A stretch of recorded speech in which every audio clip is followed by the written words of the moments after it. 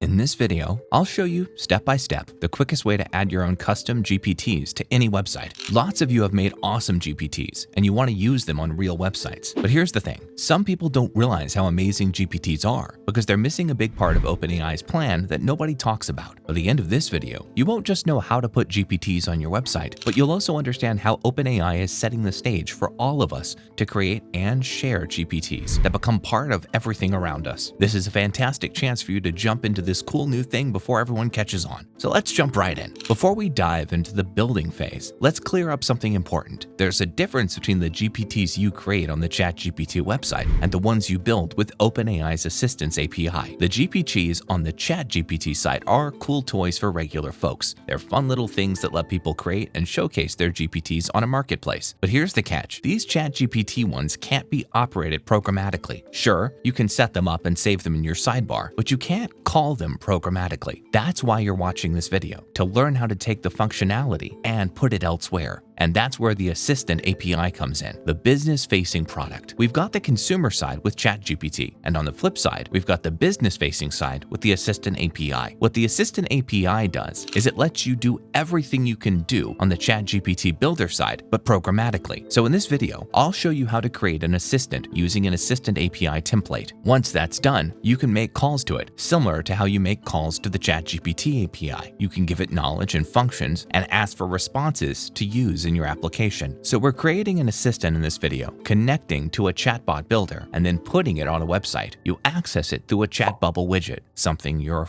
probably familiar with by now. If you want to make the most of GPTs, you need to grasp the power of the Assistance API. While the GPT store and other things are interesting, the true impact and value of the GPT's release lies in the Assistant API, which you're about to get a quick lesson on today. Now, let's dig into what we're building today and how we're doing it. We're crafting a custom knowledge chatbot, specifically a sales rep training assistant. The goal is to load it up with tailored knowledge about our business's training documentation. Why? So our sales reps, especially the junior ones, can chat with this bot. They can get the lowdown on what the business offers, pricing details, recommended methods, and more. This custom chatbot will be born through the Assistance API. Once it's ready, we'll seamlessly place it on our website, complete with a little corner bubble for easy interaction. The execution of this plan involves two key steps. Firstly, we're setting up a replet, which will be our backend. It'll be our command center creating the assistant and handling the conversations. Next, we'll link replet to Voiceflow, our front end. API calls will flow from Voiceflow to replet, allowing them to chat it up. This dynamic interaction sets the stage for conversations to unfold in a sleek chat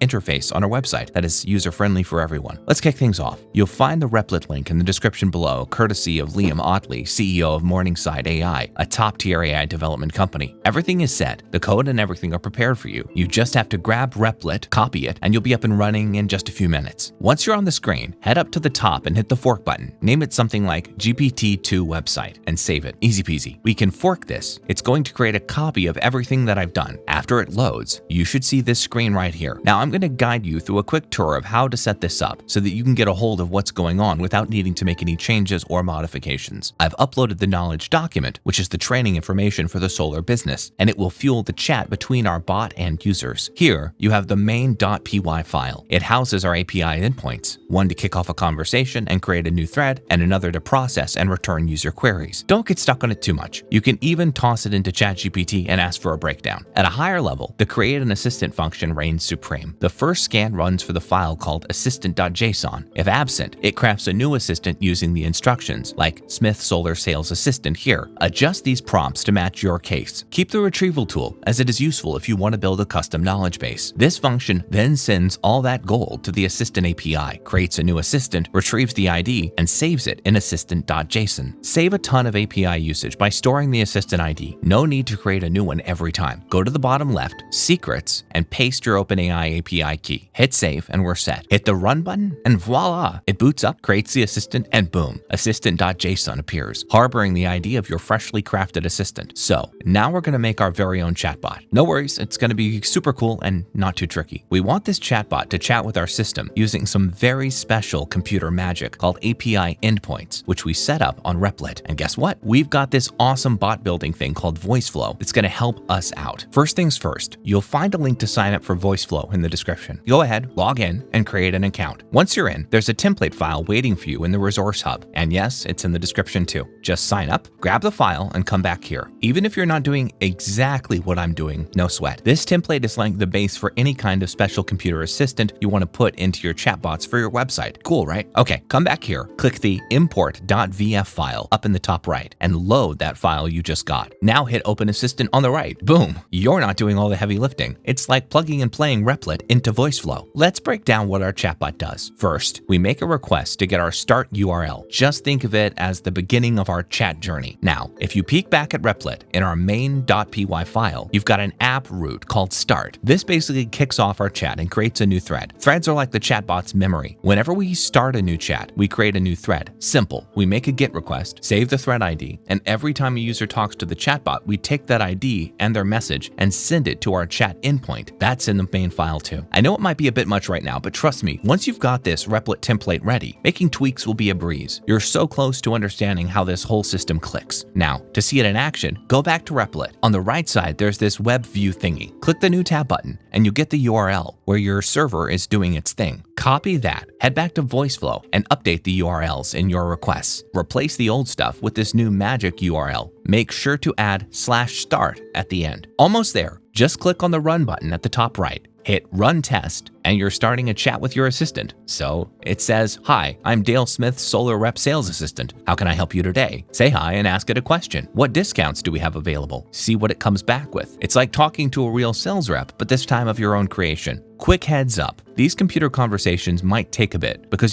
computer brains need a moment. If you want to see what's happening behind the scenes, go back to Replit. In the bottom right, it's logging what's going on. Handy, right? So if you run into any bumps, you can peek at the computer notes and figure things out. You're almost a chatbot expert. Now that everything's working smoothly in Voiceflow, it's time to bring our chatbot to our website. And guess what? It's super easy. Voiceflow makes it a breeze because all I have to do is hit the Publish button in the top right. No need to give it a fancy name and wait around. Easy peasy. After that, I can tweak how it looks with the embed widget settings on the screen. 3 things here. First, the installation code is the secret sauce we're going to put on our website in a second. Then you can modify how it looks. See on the right? I've made it look cool and on brand with my solar company. I named it Smith Solar Assistant and threw in a quick description, some cool colors, and a logo to make it look quite nice. Looks pretty solar company-ish, right? Now, all I gotta do is copy this code and take it over to the website. For this tutorial, I just snagged a website template off the internet to show you what it looks like in action. The website code might look like a bunch of gibberish, but you don't need to worry about it. Just scroll down to the bottom of the main file, find the script section, and paste it in between some other scripts. Just throw it in there. Boom! My JavaScript code that plops that little bubble on the website is now in. Save the file, run a live preview, and voila! Check out this template website I snagged from the internet. But wait, in the bottom right-hand corner, there it is. The Smith Solar Assistant bubble. Hi, I'm Dale Smith, Smith's Solar Sales Rep Assistant. How can I help you today? Ask it anything you want. And there you have it. Our own smart chatbot using our cool knowledge base right there on our website, thanks to Voiceflow and Replit and this Assistant API. This is just the beginning. There's a whole lot more we can do with this Assistant API magic. And if you want more videos like this and more updates in the tech and AI space, you may want to subscribe and hit the notification bell button. As always, thank you for watching, and I'll catch you in the next one.